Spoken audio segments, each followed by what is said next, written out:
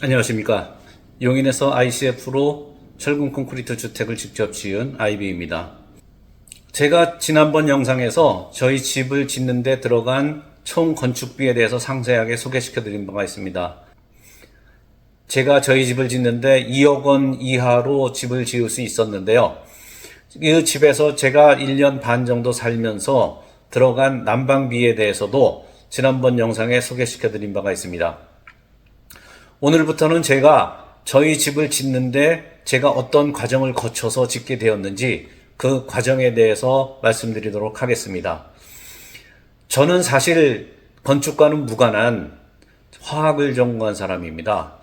실질적으로 건축 일은 해본 적이 한 번도 없고 단지 집을 짓고 싶어 하는 기간만 10여 년 이상이 되는데 그 기간 동안에 공부도 많이 했고 그 다음에 사전 준비를 어떻게 해야 되는지에 대해서도 고민을 많이 했었습니다.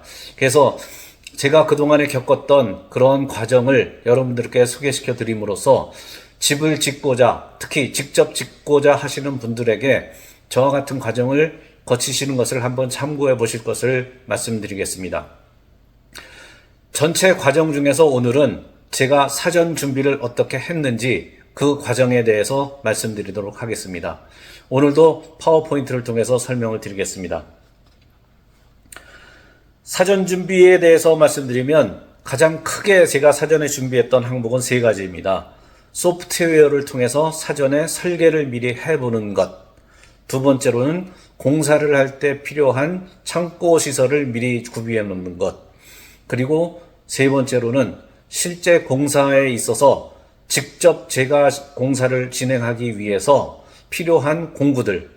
요즘은 사람이 공사를 하는 것이 아니라 공구가 작업을 한다라고 보는 것이 더 맞습니다. 그래서 공구를 얼마나 적재적소에 활용을 하느냐에 따라서 굉장히 효율적인 시간 운영을 할 수 있고 그 다음에 더 좋은 품질의 결과물을 얻을 수 있습니다. 그래서 오늘은 이 세 가지 항목에 대해서 말씀을 드리겠습니다. 먼저 소프트웨어를 활용한 설계를 미리 해본다고 했는데 두 가지의 소프트웨어를 활용을 했습니다. 하나는 스케치업. 이것은 집의 구조, 외관, 그리고 평면을 레이아웃을 할 수 있는 그런 3D 프로그램이 되겠습니다. 이 프로그램을 통해서 저는 가족 구성원들과 사전에 충분히 논의를 통해서 실질적으로 어느 평수에 공간이 필요하고 어떤 식으로 배치를 할지 그것을 상세하게 그렸고 실질적으로는 한 30여 가지의 설계를 마친 후에 그 중에서 가장 저희 구성원들에게 마음에 드는 그 설계들을 가지고 설계사에게 남김으로써 최종적인 도면을 설계사가 그려서 건축 허가를 낼 수 있게 그렇게 진행을 했습니다. 정확한 치수를 가지고 파악을 할 수 있는 프로그램이기 때문에 굉장히 설계에 유용한 프로그램입니다. 그래서 이 스케치업을 활용한 사전 설계를 강력하게 추천을 드리고, 두 번째는 새로운 개념의 그 조명에 관해서 유튜브 상에 차인호 교수님의 그 조명 강의가 있습니다. 그 강의를 보고서 제가 우리 집을 새로 짓는다면 저 양반이 얘기한 것처럼 조명을 한번 설계를 해야겠구나 해서 다이알룩스라는 무료 조명 프로그램을 가지고 조명 설계를 했습니다. 그래서 이런 조명을 설계에 맞춰서 저희 집에 조명을 꾸렸는데요. 그 결과물에 대해서도 다음에 설명을 드리도록 하겠습니다. 공사용 컨테이너는 사전에 해당 자치단체에 신고를 해서 갖다 놓는 것이 필요합니다. 그렇지 않고 갖다 놓게 되면 나중에 이것을 다시 빼내고 허가를 받은 후에 다시 갖다 놓고 이런 작업들을 해야 되는데 비용이 2중 3중으로 들게 되니까 사전에 컨테이너 설치 신고를 마치고 그 이후에 컨테이너를 갖다 놓으시면은 각종 자재 보관, 특히 비를 맞아서는 안 되는 자재를 보관하는 데 굉장히 유용하고, 두 번째로는 공구들, 굉장히 많은 공구들을 사용하게 되는데 특히 직접 집을 짓다 보니까 많은 공구들을 사용하게 됩니다. 공구들은 대부분 비를 맞으면 안 되니까 그런 공구들을 보관하는 데 굉장히 유용합니다. 그래서 사전에 자치단체에 신고를 한 컨테이너를 설치를 해놓고 활용하는 것이 굉장히 중요한 사전 준비 작업이라고 생각합니다. 그리고 마지막으로 공구를 미리 사전에 구매해 놓는 것인데 이 부분에 대해서는 나중에 하나하나 상세하게 말씀을 드리도록 하겠습니다. 각각에 대해서 상세하게 설명드리면 먼저 스케치업입니다. 스케치업을 활용한 그 도면을 위에 사진으로 몇 개 올려놨는데요. 위에 있는 두 번째 그림, 그것이 정면도가 되겠습니다. 제가 스케치업으로 그린 정면도와 실제 최종 완성된 저희 집의 사진을 비교를 해보시면 스케치업을 통해서 그린 그 도면대로 집이 완공이 됐음을 보실 수가 있습니다. 이 스케치업 같은 경우에는 여러 가지 외장재의 재질이라든가 이런 것을 굉장히 자유자재로 바꿔서 할 수가 있기 때문에 최종적인 모양이 어떤 식으로 나올지에 대해서 미리 감을 잡을 수가 있고, 또한 창문의 크기나 위치는 햇볕의 각도를 집안에 어디까지 들어오는지를 이 스케치업을 통해서 그릴 수가 있습니다. 확인할 수가 있습니다. 월별로, 날짜별로, 시간별로. 그래서 창문의 크기와 위치를 결정하는데도 굉장히 유용한 프로그램이 되겠습니다.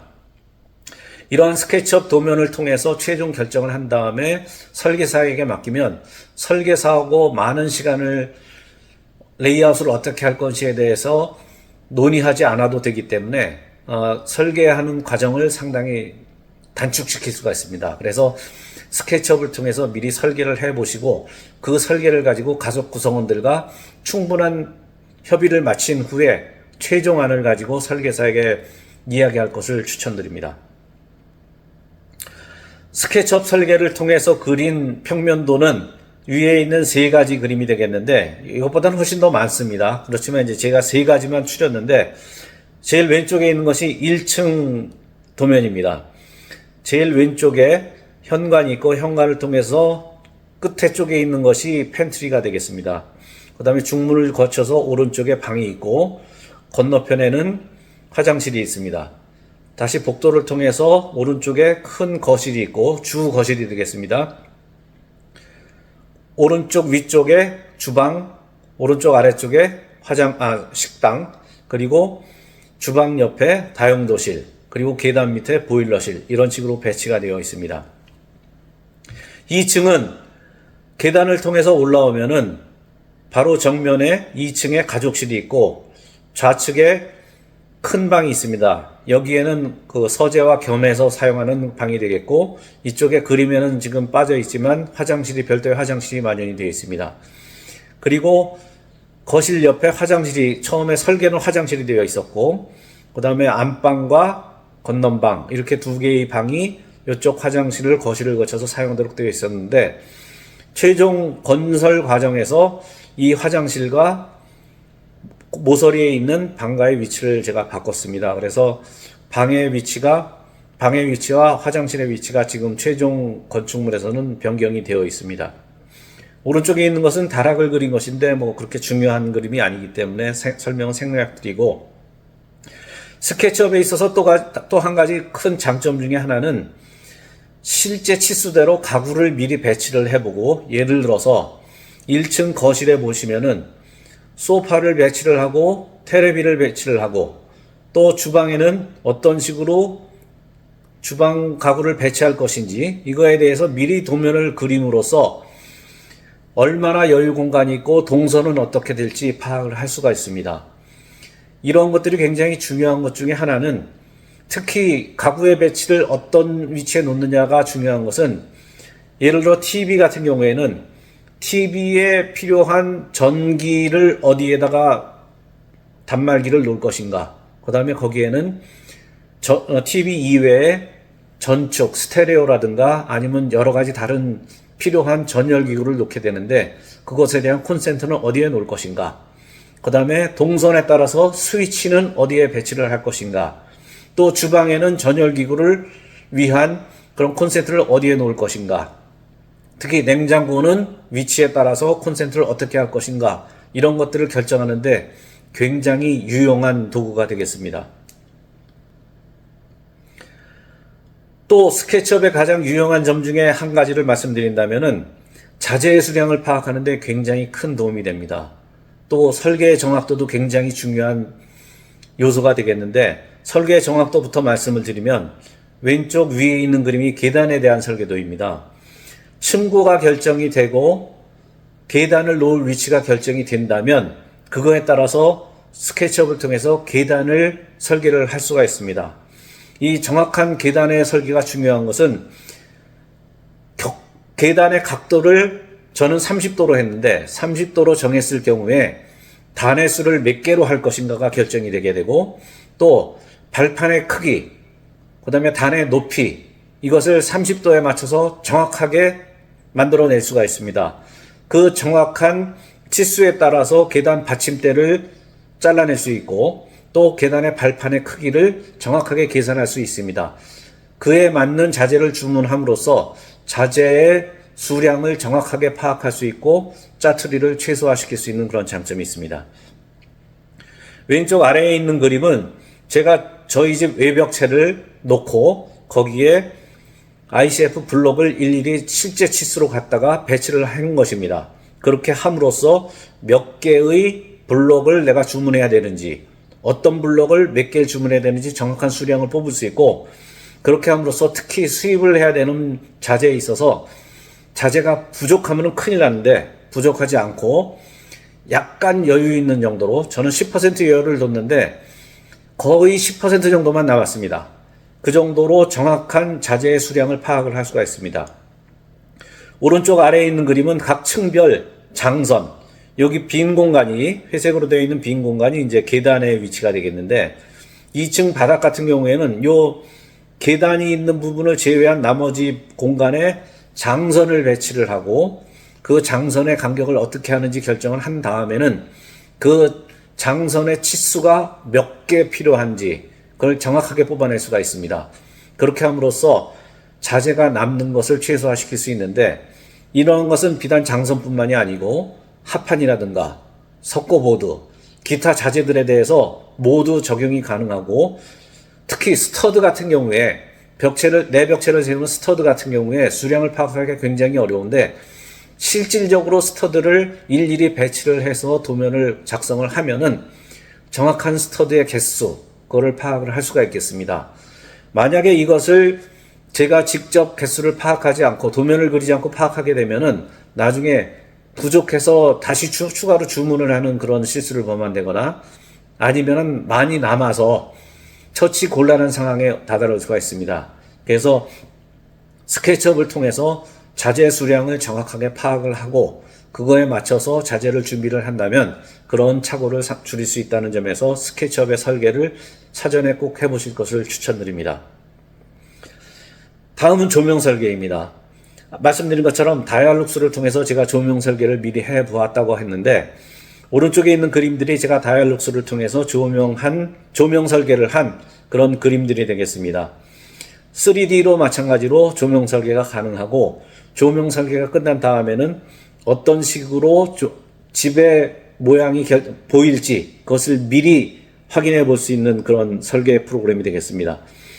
여기서 나온 그림과 실제 저희 집을 밖에서 밤에 찍은 사진을 비교해 보면 약간의 색깔은 톤을 제가 우리나라에서 정확하게 맞출 수가 없어서 노란색의 정도는 조금 떨어지지만 전체적인 조명의 느낌은 완공 사진과 실제 조명 설계 사진과 굉장히 비슷합니다. 그래서 처음에 저희가 아늑한 분위기의 집안의 조명을 설계를 한 대로 실제 저희 집을 지을 때 그런 분위기를 구현할 수 있었습니다. 그래서 이런 다이얼룩스의 조명 설계를 통해서 미리 조명 설계를 해보는 것이 굉장히 중요하다고 생각합니다.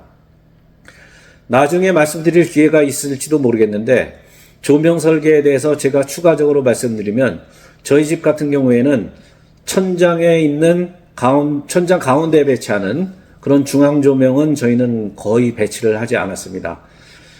꼭 필요한 공간, 예를 들어서 창고라든가 다용도실 이런 공간에는 꼭 배치를 했지만 그 이외에 일반적으로 저희가 주거하는 환경은 전부 간접 조명으로 배치를 했고 조명의 높이와 색깔을 조정을 함으로써 상당히 분위기를 아늑하게 꾸밀 수가 있었습니다.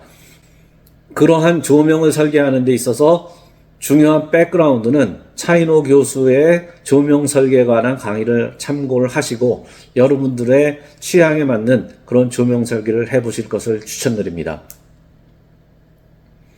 다음에는 공구에 대해서 말씀드리겠습니다. 말씀드린 것처럼 저는 컨테이너를 미리 갖다 놓고 거기에 이제 공구를 보관을 했다고 말씀드렸는데, 지금 있는 사진은 컨테이너 내부에 공구가 잘 정돈이 되어 있는 건데, 실제로 공사기간 중에는 이렇게 되어 있지는 않습니다. 공사기간 중에는 아주 엉망진창으로 되어 있었죠. 공사가 끝난 다음에 이제 제가 잘 가지런하게 정돈을 해 놓은 상태인데요. 보시는 것처럼 굉장히 많은 공구가 있습니다. 이것은 제가 가지고 있는 공구의 상당히 일부분이고, 그 공사에 반드시 필요한 그런 공구들에 대해서는 제가 상세하게 말씀드리도록 하겠습니다. 공구 중에서 굉장히 반드시 필요한 공구 중에 하나가 절단 공구가 되겠습니다. 절단 공구의 대표적인 것은 톱이죠. 그 다음에 그라인더에 톱날을 끼울 수가 있으니까요. 이렇게 두 가지는 반드시 있어야 되는 공구이고, 어떤 것을 얼마나 가지고 있느냐는 그때그때 상황에 따라 다르겠지만, 일단 직접 공사를 진행하는 과정에 꼭 필요한 것은 테이블톱. 제일 왼쪽에 있는 테이블톱은 대형입니다. 이것은 합판을 자를 때 작은 톱으로 자르는 건 굉장히 어렵습니다. 그래서 큰 테이블톱을 가지고 계신 것이 좋고, 비싸지 않습니다. 제가 구매했을 때 약 110만원, 120만원 그 정도 됐는데, 다 활용한 다음에는 더 이상 활용할 가치가 없다면은 중고로 처분을 하시더라도 상당히 높은 가격을 받을 수가 있습니다. 그래서 이런 테이블톱은 반드시 필요하고, 저는 여기 두 번째 있는 테이블톱 빨간색이 소형 테이블톱인데, 이거 인테리어를 위해서 이제 옛날에 제가 출장 갔다 올 때 가지고 있었던 건데, 반드시 필요하지는 않습니다. 있으면 편하지만. 그렇지만 큰 테이블톱은 반드시 있는 것이 좋고요. 반드시 필요한 것 중에 또 하나가 원형톱입니다. 원형톱은 골조 작업을 할 때 굉장히 중요하고, 그 다음에 인테리어 작업을 할 때도 상당히 유용하게 많이 쓰입니다. 저는 두 개를 갖고 있는데, 하나는 충전식, 또 하나는 전기식입니다. 그 다음에 각종 금속을 절단할 때 쓰는 절단기, 그 다음에 반드시 필요한 건 아니지만 빨간색으로 되어 있는 밴드소, 컷소, 이런 것들은 반드시 필요한 것은 아닙니다. 그렇지만 그라인더는 반드시 필요한 공구가 되겠습니다. 그라인더는 특히 연마용 날을 쓸 수도 있고 톱날을 쓸 수도 있고, 날도 톱날 중에서도 타일을 자르는 데도 사용하고 쇠를 자르는 데도 사용하고, 또는 콘크리트를 갈아내는 데도 사용하고, 아주 용도가 다양합니다. 그래서 이 그라인더는 반드시 가지고 있어야 되는 공구가 되겠고, 상당히 취급에 있어서 위험하니까 조심해서 다뤄야만 하는 그런 공구가 되겠습니다. 다음으로는 에어 공구. 골조 작업을 할 때 반드시 있어야 되는 공구 중에 하나가 타전기가 되겠습니다. 여기 오른쪽 사진에 회색으로 되어 있는 타전기인데, 골조 작업을 할 때 있어서 필수적인 공구가 되겠습니다. 동그란 대가리에 못을 박는 데 쓰는 공구가 되겠습니다. 그 다음에 인테리어 작업을 할 때 필요한 타커류들. 타커에는 핀을 박는 핀 타커가 있고, 스테이플러를 박는 스테이플러가 있습니다.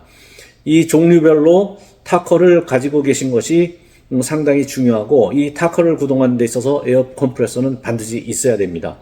물론 요즘에는 전동 타커를 쓰시는 분들도 많이 있습니다. 전동 타전기도 있고요. 그럴 경우에는 에어 컴프레서는 별도로 구매를 하실 필요가 없겠는데, 전동 타전기나 전동 타커는 에어 타커나 에어 타전기에 비해서 상당히 비싸기 때문에 구매를 하실 때 가성비를 감안을 하셔서 구매하고 준비하실 것을 추천드립니다. 다음으로는 인테리어에 필요한 목공 공구들이 되겠습니다. 직소와 전기대패. 이것은 각종 곡선을 자를 때는 직소가 있어야 되고요. 표면을 가공하는 데 쓰는 전기대패, 또 표면을 가공할 때 쓰는 수압대패. 여기서 수압대패는 손으로 누르기 때문에 수압대패라고 하는데요. 이 대패류와 직소는 인테리어 할 때는 꼭 필요한 공구가 되겠습니다. 그리고 라우터. 오른쪽에 제일 위에 있는 그림은 큰 라우터. 그 다음에 라우터와 같은 기능을 하는 왼쪽 아래에 있는 트리머, 이렇게 두 가지가 있는데, 두 가지를 다 갖추시는 것보다는 저는 트리머를 갖추시는 것이 아무래도 작업을 할 때 편리하기 때문에 훨씬 더 좋다라고 생각이 듭니다. 그리고 샌딩할 때 필요한, 인테리어에서는 반드시 필요한 공구가 되겠죠. 왼쪽에 있는 빨간 것이 사각 샌더, 오른쪽에 있는 게 원형 샌더, 이렇게 되겠습니다. 라우터 테이블은 반드시 필요한 것은 아니기 때문에 제가 설명을 생략하도록 하겠습니다. 그리고 핵심적인 공구 중에 하나인 드릴류를 말씀드리면은, 저는 전기 드릴 2개와 그 다음에 충전 드릴을 3개를 가지고 있는데, 지금 이 그림상에는 한 가지뿐이 안 나와 있는데요. 드릴류는 반드시 필요합니다. 특히 전기 드릴은 힘을 많이 쓰는 경우에는 전기 드릴이 좋고, 그 다음에 사용하기 편할 때는 충전 드릴이 좋습니다. 근데 충전 드릴은 현재 18V까지 나와 있지만 아무래도 힘은 전기 드릴에 비해서는 좀 딸립니다. 그래서 두 가지 다 가지고 계신 것이 좋습니다. 그와 함께 임팩트 드라이버 같은 경우에는 저는 충전 임팩트 드라이버만 있는데 그걸로 충분합니다. 대부분의 나사못을 박는 데 있어서 임팩트 드라이버 18V를 가지고 그러면은 거의 대부분의 나사못을 박는 데 사용할 수 있습니다. 그 이외에 드릴류로는 그 콘크리트를 구멍을 뚫을 때 쓰는, 비교적 큰 구멍을 뚫을 때 쓰는 그런 그 드릴도 필요하지만, 그런 것들은 사실 때 비용이 상당히 많이 들어갑니다. 그래서 그런 것들은 공구 대여점에서 빌리면은 하루에 10,000원에서 20,000원 정도는 빌릴 수가 있습니다. 그래서 그건 자주 사용하는 것이 아니라 한 번에 몰아서 빌려 사용한다면 그러면은 그것이 훨씬 더 가성비 좋은 선택지가 되겠습니다. 그리고 오른쪽 위에 있는 교반기, 이 교반기는 있으면 상당히 유용한데 없으면 상당히 몸이 피곤합니다. 그래서 저는 이것을 중국산으로 샀는데 한 50,000원 정도면 살 수 있으니까 이것은 사서 갖고 계신 것이 그렇게 큰 부담이 되는 것 같지는 않습니다. 이 교반기의 용도는 몰타를 비빈다거나 아니면 각종 접착제 또는 여러 가지 좀 점도가 높은 그런 물질들을 섞을 때, 저는 페인트도 이거 교반기를 섞어서 교반기로 페인트와 물을 수성이니까 물을 좀 타서 썼는데, 그런 경우에도 필요했고, 퍼티도 시간이 지나면 굉장히 뻑뻑해집니다. 그럴 경우에 퍼티도 물을 조금 타서 교반을 해서 사용하는 것이 훨씬 더 쉽게 작업이 되는데, 그런 경우에 이 교반기는 필수품입니다. 기타 공구를 말씀드리면은 용접기, 요즘은 초보자도 쉽게 할 수 있는 넌가스 용접기, 한 200,000원 언더로 살 수 있는 용접기가 있습니다. 비교적 쉽게 용접을 할 수 있는 용접기니까 구매를 해서 사용하시고 다시 중고 시장에 내놓는다 하셔도 거의 70% 정도까지 가격을 받을 수 있지 않을까 싶습니다. 그 다음에 높은 곳에 무거운 물건을 들어올 때 쓰는 윈치, 콘크리트 진동기, 콘크리트 타설을 할 때 중간에 공기 포집되어 있는 것을 제거할 때 쓰는 그 공구가 되겠습니다. HVLP 페인트 스프레이라고 하는 것은 하이 볼륨 로 프레셔 페인트 스프레이라고 하는데, 예전에는 에어 컴프레서를 가지고 페인트 스프레이를 했었습니다. 공기로 그 페인트를 쏴주는 그런 그 스프레이를 많이 썼었는데, 굉장히 불균일하게 페인트가 스프레이 됐던 그런 장비가 되겠는데, 고급 제품은 물론 좋았죠. 그렇지만 일반적으로 에어 스프레이를 쓰는 페인트의 품질은 그렇게 좋지는 않습니다. 근데 HVLP라고 하는 것은 에어 컴프레서를 쓰지 않고 자체적으로 붙어 있는 모터를 쓰는 전기 제품입니다. 그래서 상당히 손으로 들고 하기도 편하고 페인트의 품질이 굉장히 균일하게 잘 나옵니다. 붓과 롤러로 하는 것과는 차원이 다른 그런 페인트를 할 수 있기 때문에 HVLP 페인트 스프레이, 가격은 제가 아마존에서 100,000원 안 되게 구매했던 걸로 기억을 하고 있습니다. 이걸 사용을 해서 페인트 작업을 하시면은 굉장히 좋은 결과물을 얻으실 수 있습니다. 그 다음에 필수품 중에 하나가 레이저 수평기입니다. 공사의 시작부터 끝까지 수직 수평을 잡아주는 데 있어서 반드시 필요한 그런 공구가 되겠습니다. 왼쪽에 있는 초록색은 제가 중국산을 샀는데, 이것은 그 5D라고 해가지고 수평선 2개, 수직선 2개, 그리고 밑에 점까지 해가지고 5D라고 하는데, 요것도 5만원 정도 줬던 것 같습니다. 그렇게 뭐 비싸진 않습니다. 중국산이라고 해서 좀 내구성은 떨어질 거라는 판단 하에 그냥 싼 걸로 구입을 했습니다. 오른쪽에 있는 것은 그 국산이고, 이 국산 같은 경우에는 그 굉장히 좋습니다. 그래서 굉장히 유용하게 쓰고 있는데, 좀 오래 쓰니까 스위치 부분이 닳아가지고 잘 접촉이 좋지 않아서 요즘은 중국산을 거의 사용하고 있습니다. 그 이외에 뭐 토목용 수평 재는 공구, 이것은 토목 공사를 할 때 정원의 그 수평을 잡아주는 것, 그 다음에 기초의 수평을 잡아주는 것, 이런 때 굉장히 유용한 것이 되겠고, 또 만약에 석축을 쌓는다거나 할 때 수평을 볼 때 굉장히 유용한 도구가 되겠습니다. 왜 레이저 수평기 이외에 토목용 수평기가 필요하냐면, 레이저 수평기는 실제로 야외에서 낮에 작업을 할 때 보이지가 않습니다. 그래서 그럴 경우에는 어쩔 수 없이 이런 토목용 수평기를 사용을 하는 것이 좋습니다. 그렇지 않고 밤까지 기다려서 수평을 잡는 작업을 할 수는 없으니까요. 석고절단기, 타일 커터, 고압 세척기, 이런 것들은 석고절단기는 굉장히 유용합니다. 석고절단기는 석고 작업이 끝난 다음에 대충 스위치 박스나 콘센트 박스를 따내게 되면은 모양이 굉장히 안 좋습니다. 특히 스위치 박스나 콘센트 박스는 잘못 따내게 되면은 굉장히 그 수리를 하는데 피곤해집니다. 그래서 정확하게 스위치 박스와 콘센트 박스를 따내는데 이 석고절단기를 쓰면 좋습니다. 이것도 비싸지 않습니다. 한 7만원에서 10만원 사이 줬던 것 같습니다.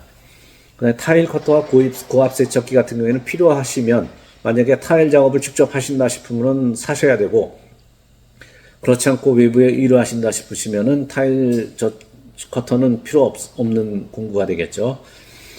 철판 절단기 같은 경우에는 저는 실질적으로 건식 난방을 제가 직접 시공할 생각으로 구입을 했는데, 체력적인 한계로 건식 난방을 외부에 맡겼습니다. 그 건식 난방의 구조상 파이프 작업이 끝난 다음에 그 위에다가 철판을 깔 때 철판 재단을 하게 되는데, 그 재단을 목적으로 구입을 했는데 이번에는 사용을 하지 않았고, 다음번에 집을 지을 때 건식 난방은 제가 직접 시공할 예정이고 그때 사용할 예정입니다. 그 이외에 이제 각종 수공구가 필요하겠죠. 각종 수공구는 이제 대부분 가지고 계신데, 여기에 뭐 보시면은 그 제가 가지고 있는 특별한 도구들도 있습니다. 예를 들어서 여기 지금 제가 보여드리는 이런 그 벽면 요철을 정확하게 측정해서 그대로 그 잘라낸 거, 이거는 마루 작업을 하거나 할 때 굉장히 필요하죠. 그리고 요 공구는 그 석고 작업을 할 때 정확하게 수도 구멍, 수도 배관 구멍을 그 타공할 때 위치를 정확하게 잡기 어렵다면은 어떻게 잡느냐 할 때 쓰는 그런 공구가 되겠는데, 이런 공구들. 그다음에 그 가장 위쪽에 있는 요 노란 줄자는 50m 줄자입니다. 토목할 때 굉장히 필요한 줄자가 되겠고, 그 외에 직각자 이런 것들은 그 여러분들이 필요에 따라서 구매를 하시면 되는데, 그런 그 직각자나 이런 것들은 뭐 언제든지 철물점에서 구입을 할 수 있으니까 그렇게 뭐 큰 문제점 있는 것들은 아니라고 생각합니다. 밑에 있는 사진들은 뭐 각종 드릴 비트, 그다음에 라우터 비트, 그런 것들인데, 여기 그림에 보시고서 뭐 필요하신 것들은 그때그때 철물점에서 구입을 하셔도 되고, 아니면은 인터넷으로 구입을 하셔도 국내에서 쉽게 구할 수 있는 그런 공구들이 되겠습니다. 그래서 오늘은 제가 그 실질적으로 건축 작업에 들어가기 전에 사전에 준비했던 과정들, 집을 짓기 전에 준비했던 과정들에 대해서 어떤 소프트웨어들을 어떤 목적으로 사용을 했는지, 그 다음에 그런 소프트웨어들의 값어치가 어떤 것들이 있는지에 대해서 말씀을 드렸고, 컨테이너를 갖다 놓으시는 것이 굉장히 잊지 말고 해야 될 아이템 중에 하나라는 말씀을 드리고, 마지막으로 사전에 준비해야 될 공구들, 특히 외부에서 값싸게 살 수 있는 공구들은 미리 직구를 통해서 구입을 해 놓는 것이 좋은데, 그런 공구들이 어떤 것들이 있는지 소개시켜 드리는 그런 시간을 가졌습니다. 다음부터는 제가 실제로 직접 집을 짓는 과정에 대해서 말씀을 드리는 시간을 갖도록 하겠습니다. 특히 그 직접 짓는 과정을 제가 저만이 했던 방식들, 어떠면은 다른 분들이 미리 했을 수는 있겠지만, 제가 이번에 고민을 해서 새로 저만이 특별하게 사용을 했던 ICF 주택을 지으면서 사용했던 방식들, 그런 방식들을 중심으로 말씀드리겠습니다. 그 이외에 다른 분들이 이미 많은 유튜브상에서 말씀드리고 있는 세세한 사항들, 그런 것들에 대해서는 저는 그분들에게 맡기고 이번 집 짓는 과정 설명에서는 제외를 하도록 하겠습니다. 그러면 다음에 집 짓는 실제 과정에 대해서 하나하나 설명시키는 영상에서 뵙도록 하겠습니다. 감사합니다.